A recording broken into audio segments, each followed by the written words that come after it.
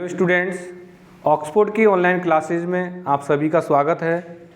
आज हम कक्षा 8th के लिए जो टॉपिक पढ़ने जा रहे हैं हिंदी व्याकरण का, वह सर्वनाम है।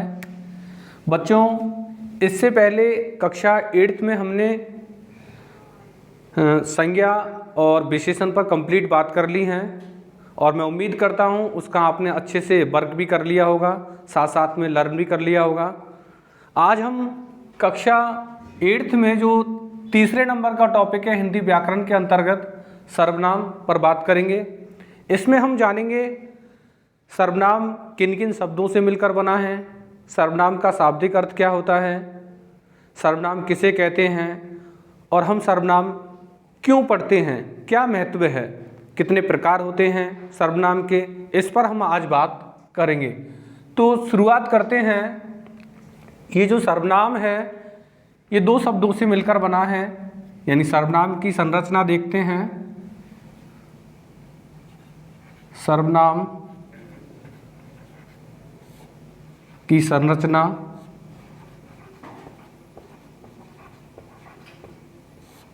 यानी सर्वनाम जो शब्द है दो शब्दों से मिलकर बना है, दो शब्दों से। सर्व धन नाम या प्लस नाम, वैसे हिंदी व्याकरण में इसे धन बोलते हैं, तो सर्व प्लस नाम या सर्वधन नाम, जिसमें सर्व का मतलब होता है सभी और नाम का मतलब होता है नाम।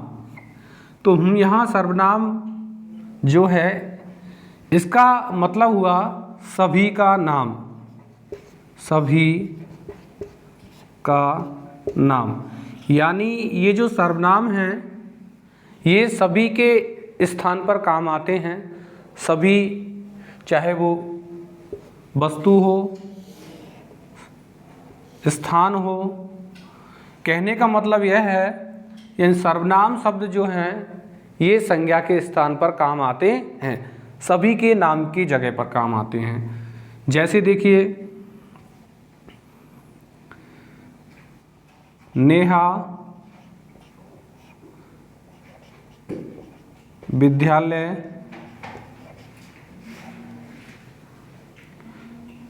जाती है,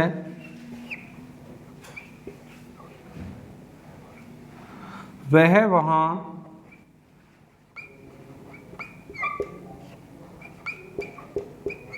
पढ़ती है।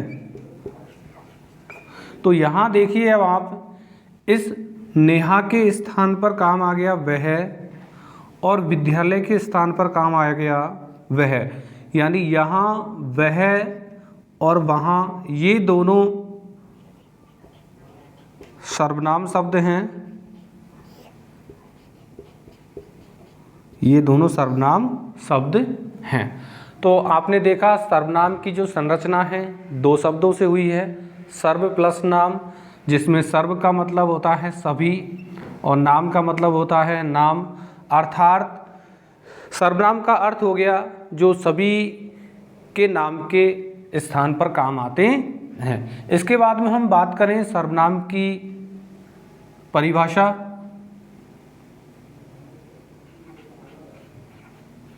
या सर्वनाम का शाब्दिक अर्थ देखें तो सभी का नाम हो गया और संरचना हो गई सर्वधन नाम। इसके बाद में संरचना के बाद में आता है वैसे सर्वनाम का शाब्दिक अर्थ। तो सर्वनाम का शाब्दिक अर्थ होता है सभी का नाम। इसके बाद में हम बात करते हैं परिभाषा। तो परिभाषा में देखिए, वे सर्वनाम शब्द जो संज्ञा के स्थान पर काम आते हैं या संज्ञा के स्थान पर काम आने वाले शब्दों को हम सर्वनाम कहते हैं। यहाँ मैंने उदाहरण पहले समझा दिया, यहाँ आप दोबारा से देख सकते हैं इसी को। तो इसकी परिभाषा हो गई, संज्ञा के स्थान पर काम आने वाले शब्दों को सर्वनाम कहते हैं। अब संज्ञा यहाँ देखिए, नेहा और विद्यालय, ये जो दोनों शब्द हैं ये दोनों शब्द संज्ञा शब्द हैं और वह, वहाँ, ये दोनों शब्द सर्वनाम शब्द हैं। ये सर्वनाम शब्द संज्ञा के स्थान पर काम आए हैं, यानी कि नेहा के स्थान पर काम आ गया वह, और विद्यालय के स्थान पर काम आ गया वहाँ। तो इसके बाद हम देखते हैं सर्वनाम हम क्यों पढ़ते हैं, सर्वनाम का क्या महत्व है, इनकी महत्व पर बात करते हैं। सर्वनाम का महत्व, सर्वनाम का महत्व। देखिए जो सर्वनाम है इसका फर्स्ट महत्व है, ये संज्ञा शब्दों की, संज्ञा शब्दों की आवृत्ति होने से बचाते हैं, आवृत्ति होने से बचाते हैं। इसे समझिए क्या है आवृत्ति। कहने का मतलब यह है ये आवृत्ति दोष से बचाते हैं। आवृत्ति दोष क्या होता है समझिए इसे, यानी कि कोई संज्ञा शब्द है वह बार बार में आता है, यानी एक से अधिक बार आता है, यानी उसकी पुनरावृत्ति होती है, तो उसे बोलते हैं हम आवृत्ति। जैसे देखिए राम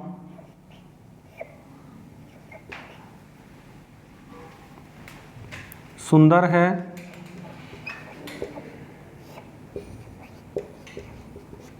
राम ईमानदार है,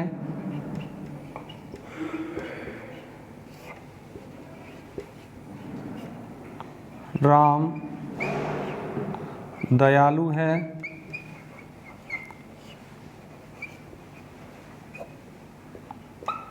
राम विषय का ज्ञाता है।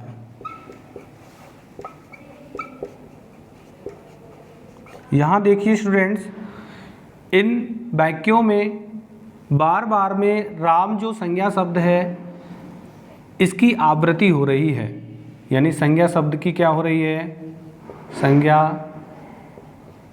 शब्द की आवृत्ति, यानी कि संज्ञा शब्द बार बार में आ रहा है। तो ये जो सर्वनाम शब्द होते हैं ये संज्ञा शब्द की आवृत्ति दोष से बचाते हैं। कैसे देखिए, इन वाक्यों को हमने पढ़ा, राम सुंदर है, राम ईमानदार है, राम दयालु है, राम विषय का ज्ञाता है, यानी कि बार बार में संज्ञा शब्द की आवृत्ति हो रही है। तो इसके बाद हम देखते हैं राम सुंदर है,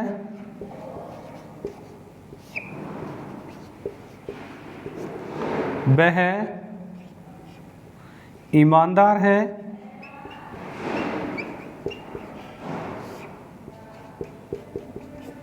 वह दयालु है, और वह, यानी कि वह विषय का ज्ञाता है, विषय का ज्ञाता है। तो यहाँ संज्ञा के स्थान पर ये तीनों सर्वनाम शब्द आ गए हैं, यानी कि आवृत्ति दोष से बच गए हैं। इसके बाद सर्वनाम का दूसरा महत्व होता है, सर्वनाम भाषा में रोचकता लाते हैं।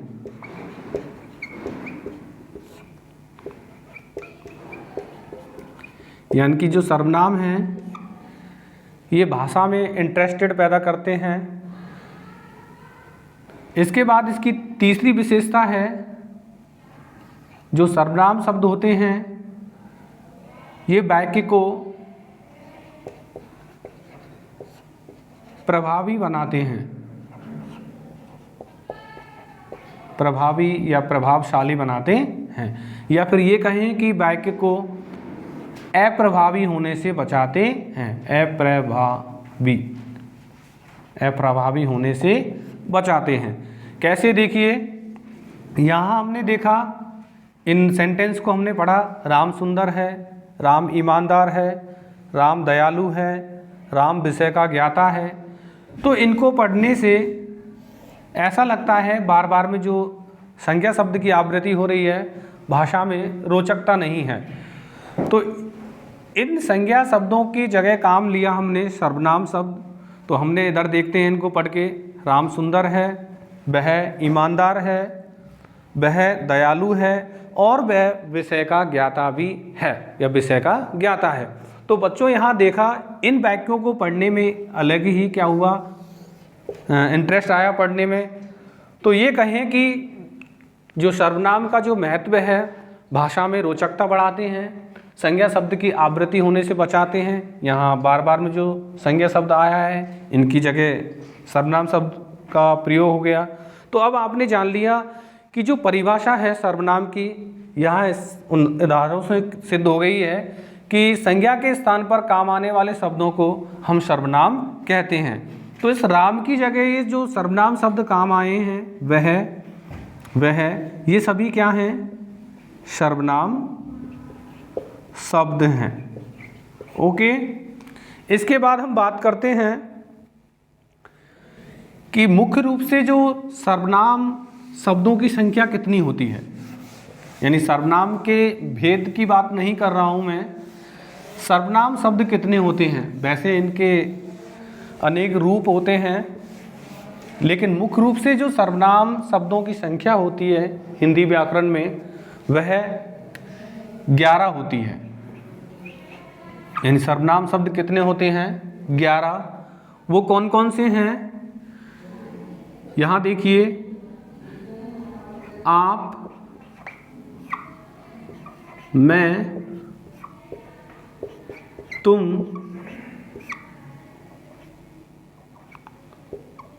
आप, मैं, तुम, यह, वह, कोई, कुछ, कौन, क्या,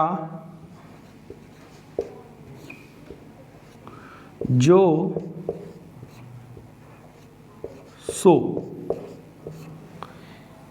इनकी काउंटिंग करके देखते हैं, 1 2 3 4 5 6 7 8 9 10 11। इस तरीके से ये जो सर्वनाम शब्द हैं ये टोटल 11 हो जाते हैं। कौन कौन से हैं, आप, मैं, तुम, यह, वह, कोई, कुछ, कौन, क्या, जो, सो। स्टूडेंट, जो मैंने इस तरीके से लिखे हैं, अगर आप इनको इसी तरीके से याद करते हैं तो आपको आसानी से याद हो जाते हैं। जैसे देखिए, कहीं हम जा रहे हैं, ऐसा सोचिए, कल्पना कीजिए, कहीं जा रहे हैं तो हम, आप हैं, मैं हूँ, तुम हैं, यानी कि 3 व्यक्ति हो गए, आप, मैं, तुम, यह, वह, यानी कि इनके साथ में यह भी है, वह है, यानी कि 5 लोग हो गए, आप, मैं, तुम, यह, वह। अब जैसे रास्ते में कोई मिलता है हमें, कोई, कुछ, यानी कि हमारा कोई, कुछ, कौन, क्या, यानी कि जो भी कोई रास्ते में मिलेगा हमें, कोई, कुछ, कौन, क्या, यानी कि क्या कर सकता है, जो, सो, यानी कि जैसी होगी वो देखी जाएगी। तो हम आसानी से याद कर सकते हैं इस तरीके से, आप, मैं, तुम, यह, वह, कोई, कुछ, कौन, क्या, जो, सो, यानी कि जैसी होगी वो देखी जाएगी। तो इस तरीके से ये हमारे सर्वनाम शब्द हो गए 11। इसके बाद हम बात करते हैं सर्वनाम के भेद। तो बच्चों देखिए, सर्वनाम के 6 भेद होते हैं। वो कौन कौन से हैं यहाँ देखेंगे। सर्वनाम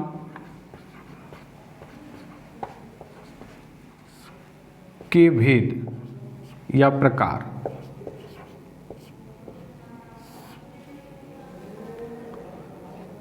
सर्वनाम के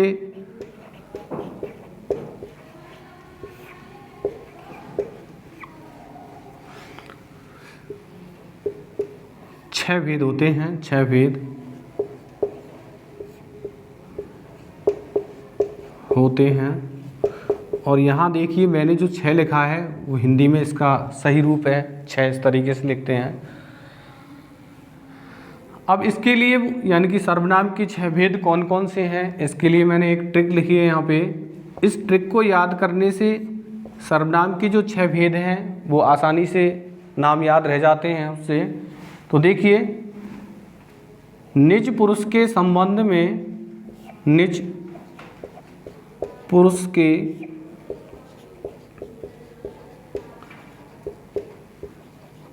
संबंध में, निज पुरुष के संबंध में निश्चय, अनिश्चय का क्या प्रश्न, क्या प्रश्न। जैसे देखिए इस लाइन को भी कैसे याद करें, यानी कोई हमारा निज व्यक्ति होता है, कोई निज पुरुष होता है, जैसे हमारे पापा मम्मी हैं, मामा हैं, कोई भी सदस्य है यानी कि अपना खास है, निज व्यक्ति है, निज पुरुष है, तो उसके संबंध में निश्चय यानी है, अनिश्चय यानी नहीं, इसका तो कोई प्रश्न ही नहीं आना चाहिए। उसका संबंध यानी हमसे उसका संबंध क्या है, यानी कि वो हमारे मामा हैं या पापा हैं या मम्मी हैं या नाना हैं, तो इसके संबंध में हमारे दिमाग में निश्चय अनिश्चय का तो कोई प्रश्न नहीं आना चाहिए। तो ट्रिक हो गई हमारी, निज पुरुष के संबंध में निश्चय अनिश्चय का क्या प्रश्न। तो यहाँ देखिए इस ट्रिक में सभी जो सर्वनाम के 6 भेद हैं वो हैं इसी में। देखिए नंबर 1 है निजवाचक सर्वनाम। देखिए निज पुरुष तो पुरुषवाचक सर्वनाम, संबंधवाचक सर्वनाम, यानी कि ट्रिक हो गई हमारी निज पुरुष के संबंध में तो निजवाचक, पुरुषवाचक, संबंधवाचक। इसके बाद देखिए निश्चय अनिश्चय तो निश्चयवाचक, अनिश्चयवाचक, निश्चय अनिश्चय का क्या प्रश्न, तो लास्ट में बचता है प्रश्नवाचक सर्वनाम। इस तरीके से ये सर्वनाम के 6 भेद हो जाते हैं। यहाँ देखिए 1 2 3 4 5 और 6 कौन कौन से हैं, निजवाचक, पुरुषवाचक, संबंधवाचक, निश्चयवाचक, अनिश्चयवाचक और प्रश्नवाचक। अब आगे देखिए स्टूडेंट्स, ये जो सर्वनाम के 6 भेद हैं इनके जो नाम हैं और सर्वनाम शब्द 11 हैं, इनको हम इसमें डिवाइड करते हैं। पहले तो हम सर्वनाम के 6 भेदों के नाम लिखेंगे।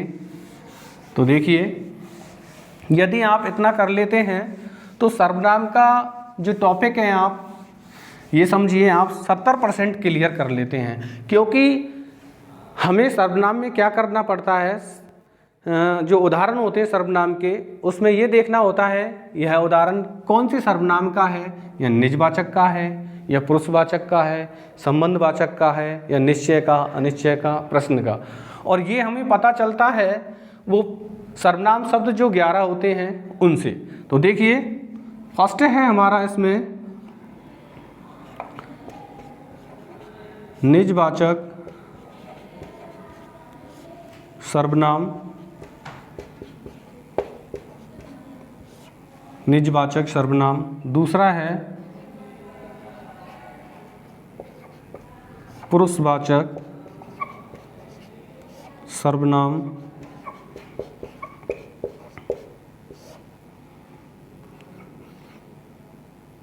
संबंधवाचक सर्वनाम,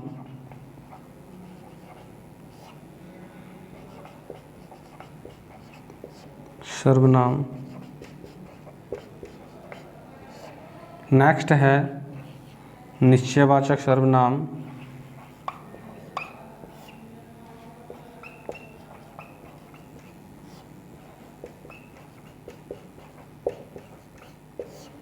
अगला है अनिश्चयवाचक सर्वनाम,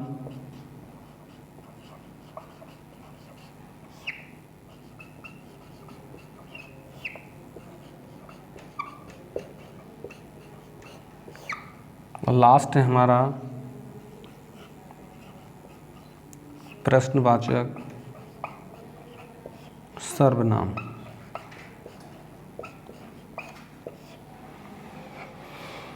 अब हमारे जो 11 सर्वनाम शब्द होते हैं इनको इसमें डिवाइड करते हैं। तो देखिए,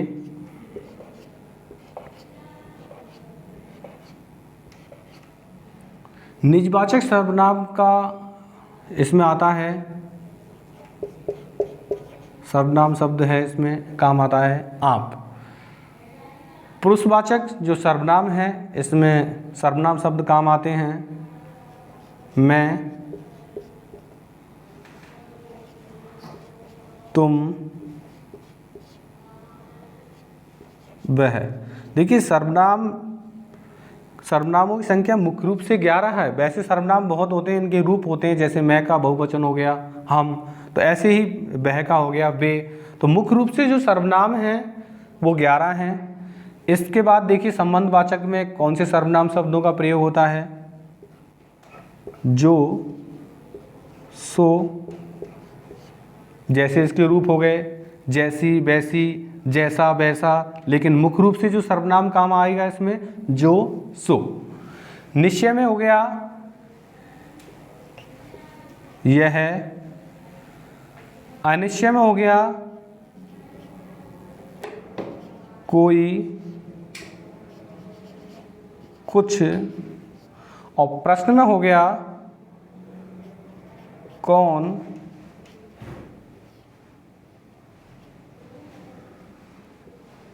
क्या। तो इस तरीके से 11 हो गए होंगे। देखिए 1 2 3 4 5 6 7 8 9 10 और 11, यानी कि ये जो सर्वनाम शब्द हैं इनको हमने डिवाइड कर दिया। अगर आप इतना भी सीख जाते हैं तो ये समझ लेना 70% आपने जो सर्वनाम का टॉपिक है वो क्लियर कर लिया। क्योंकि सर्वनाम के जो उदाहरण होते हैं उनमें कहीं आप देखने को मिलता है मैं, तुम, वह, जो, सो, यह, कोई, कुछ, कौन, क्या। इनसे हमें पता चल जाता है कि अनिश्चयवाचक सर्वनाम का उदाहरण है। अब देखिए यहाँ किसी उदाहरण में जैसे मिल जाता है कोई और कुछ, जैसे कोई दरवाजे पर खड़ा है या चाय में कुछ है, तो हमें पता चल गया कि कोई दरवाजे पर खड़ा है या चाय में कुछ है या टेबल पर कुछ रखा है, कि इस जो उदाहरण हैं वो अनिश्चयवाचक सर्वनाम के हैं। जैसे कौन आया है, क्या खाओगे, तो इससे पता चल गया प्रश्नवाचक सर्वनाम है। और वैसे इसमें मुख्य रूप से प्रश्नवाचक सर्वनाम के उदाहरणों में पीछे कुछ लास्ट में हमें प्रश्नवाचक चिन्ह भी कहीं कहीं देखने को मिलता है। निश्चयवाचक सर्वनाम में हो जाएगा, वैसे मुख्य रूप से यह इसमें काम आता है, वह भी हमें देखने को मिलता है, वह भी हमें देखने को मिल जाता है। इन दोनों के रूप भी देखने को मिल जाते हैं, जैसे ये और वे। इन पर हम जब निश्चयवाचक सर्वनाम पढ़ाएंगे इस पर बात करेंगे। अब जैसे जो, सो, जैसे जैसी करनी वैसी भरनी, या जो जागत है सो पावत है, यानी एक बात का संबंध दूसरी बात से होता है इसमें। पुरुषवाचक सर्वनाम में मैं, तुम, वह मिलते हैं, जैसे मैं बाजार जाऊंगा, तुम क्या कर रहे हैं, वह कल आएगा, तो हम आसानी से पहचान सकते हैं। जैसे आपसे देखिए मैं खुद अपना कार्य करता हूँ, या मैं आप ही चला जाऊंगा। तो इस तरीके से ये सर्वनाम शब्द हो गए। हमारे जो सर्वनाम के 6 भेद हैं इनमें हमने डिवाइड कर दिया। आज हमने पढ़ा सर्वनाम का शाब्दिक अर्थ, सर्वनाम की संरचना, यानी सर्वनाम की संरचना होती है 2 शब्दों से, सर्व प्लस नाम। इसके बाद हमने देखा सर्वनाम का शाब्दिक अर्थ। सर्वनाम का शाब्दिक अर्थ होता है सभी का नाम, यानी कि जो सभी के नाम के स्थान पर काम आते हैं। इसके बाद में हमने जाना सर्वनाम की परिभाषा, यानी कि जो संज्ञा शब्दों के स्थान पर काम आते हैं या संज्ञा शब्दों के स्थान पर प्रयुक्त होने वाले शब्दों को सर्वनाम कहते हैं। इसके बाद में हमने जाना सर्वनाम का महत्व, यानी कि ये भाषा में रोचकता बढ़ाते हैं, और इसके बाद में वाक्य को प्रभावी बनाते हैं। और तीसरी जो विशेषता है सर्वनाम के महत्व की, यानी कि संज्ञा शब्दों की आवृत्ति दोष से बचाते हैं। इसके बाद में हमने पढ़ा सर्वनाम शब्द 11 होते हैं। और लास्ट जो हमने पढ़ा है सर्वनाम के भेद, सर्वनाम के 6 भेद होते हैं। निजवाचक सर्वनाम, पुरुषवाचक सर्वनाम, संबंधवाचक, निश्चयवाचक, अनिश्चयवाचक और प्रश्नवाचक। तो स्टूडेंट आज के लिए इतना ही काफ़ी। यदि ये वीडियो आपको अच्छी लगी हो तो लाइक करें, चैनल को सब्सक्राइब करें। नेक्स्ट वीडियो में हम निजवाचक सर्वनाम, पुरुषवाचक सर्वनाम और संबंधवाचक या जितने हो जाते हैं वो नेक्स्ट वीडियो में कवर करेंगे। तब तक के लिए थैंक यू।